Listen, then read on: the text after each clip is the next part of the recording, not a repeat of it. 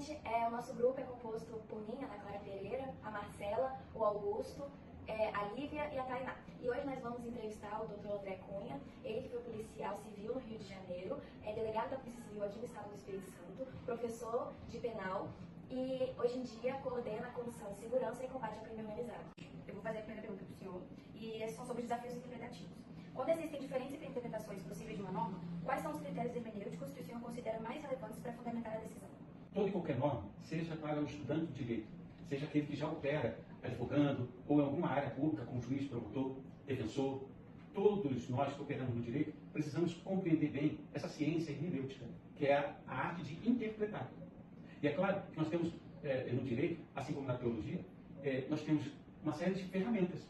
Então, a primeira boa ferramenta, entendo eu, que o profissional do direito, o aluno que deseja crescer na área jurídica, ele precisa aprender muito sobre a língua portuguesa. Ele precisa entender o texto, ele tem que questionar o texto, porque muitas das vezes nós pecamos por fazer uma leitura muito simplista, uma leitura muito rápida, uma leitura superficial e acabamos nos confundindo com aquilo que a lei de fato deseja. Nós precisamos compreender que a lei tem um sentido próprio.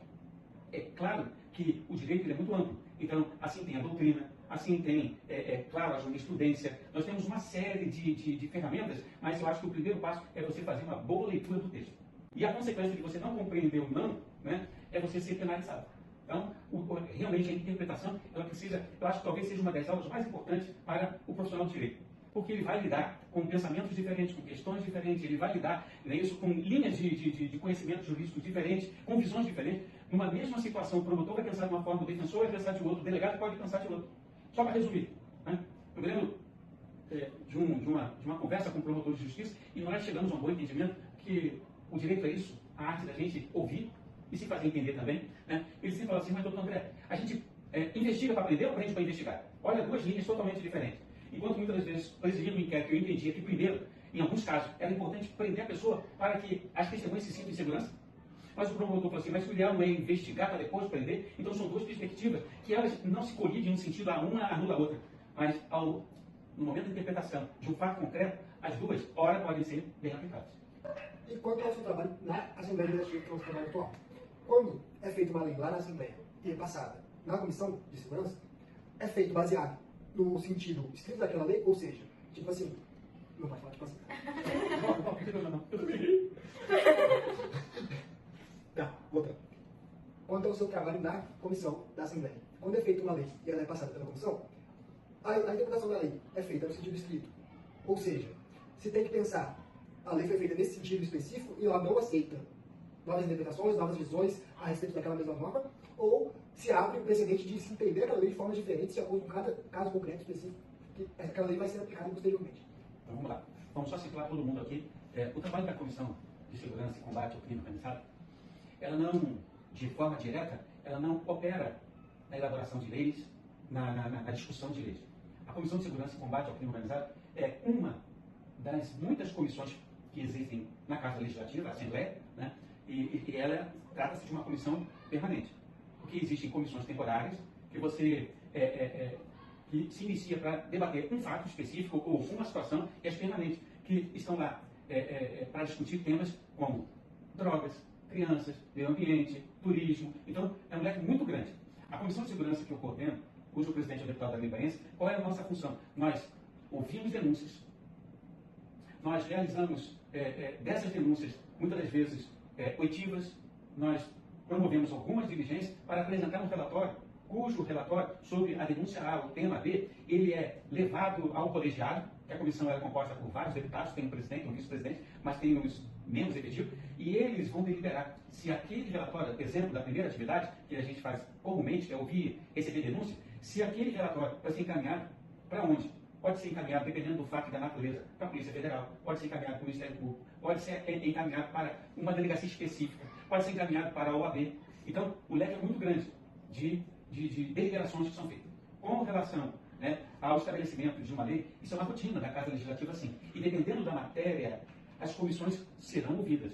Mas nós temos a Comissão de Constituição e Justiça, ela é muito importante, que ela vai avaliar se aquele texto, aquela norma, né, ela está de acordo com a Constituição do Estado, está em simetria também com a Constituição Federal. É uma comissão muito importante, mas dependendo da matéria, né, de um projeto de lei, sim, a comissão ela é ouvida, mas ela é ouvida através dos deputados membros. Não vem para a comissão efetivamente com relação aos trabalhos que a gente desenvolve. Vamos para a terceira pergunta. O senhor acredita que o combate ao crime organizado demanda novas interpretações jurídicas ou até mesmo mudanças legislativas para acompanhar a evolução social? É uma excelente pergunta. E é importante que a gente explique, assim como o crime, ele tem mutações, assim como o crime, se nós pensarmos nos últimos 20 anos, né, em relação à segurança pública do próprio Estado do Espírito Santo, quando eu vim para cá, tem pouco mais que isso, mas quando saímos para uma operação, vou dar um exemplo, meus policiais falavam assim, doutor André, aqui não é Rio de Janeiro, não. Aqui a criminalidade é diferente.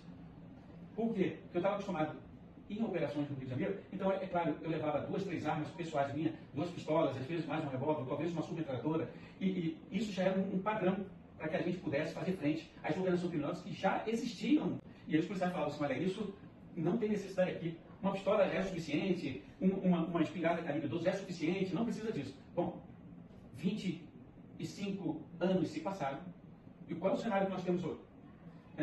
Facções, como o Comando Vermelho, como o primeiro comando da capital, já extremamente instalados dentro do Estado do Espírito Santo, novas facções surgindo dentro de uma questão territorialista. Então nós temos o primeiro comando da capital, por exemplo, nós já temos também, claro, o terceiro comando puro. Então são muitas facções. Naturalmente, as legislações, a forma de interpretar, o rigor da aplicação, elas também precisam acompanhar isso. Então, naturalmente, você vai perceber que existem leis tramitando que buscam tipificações, buscam interpretações, sim, e buscam penalizações com mais rigor, porque a situação já não é mais a mesma de 25 anos atrás. Então, a legislação precisa acompanhar. Nós sabemos que o Estado nem sempre tem a mesma velocidade, mas, por isso, nós temos os operadores, juízes, promotores, advogados, a sociedade, todos nós precisamos, sim, nos levantar e juntos, sobretudo, os políticos federais, os políticos estaduais, os operadores, todos nós precisamos nos levantar e definir claramente quem é o nosso inimigo comum. Agora vamos para a quarta pergunta, referente à prática institucional. A atuação da comissão exige diálogo constante com o Judiciário e o Ministério Público. Como a interpretação jurídica influencia essa interação entre as instituições? Como a Comissão de Segurança, ela opera sobretudo na área voltada para a área administrativa, que não é uma comissão que tem força equivalente à da Polícia Civil, por exemplo. Não é uma comissão que tem força, como, por exemplo, ao Ministério Público, à OAB, não. Sim, mas em muitos momentos precisamos dialogar. Sobretudo, uma das ferramentas que a Comissão de Segurança tem são as reuniões ordinárias e as extraordinárias. Então, elas acontecem, as ordinárias, a cada 15 dias, com temas específicos.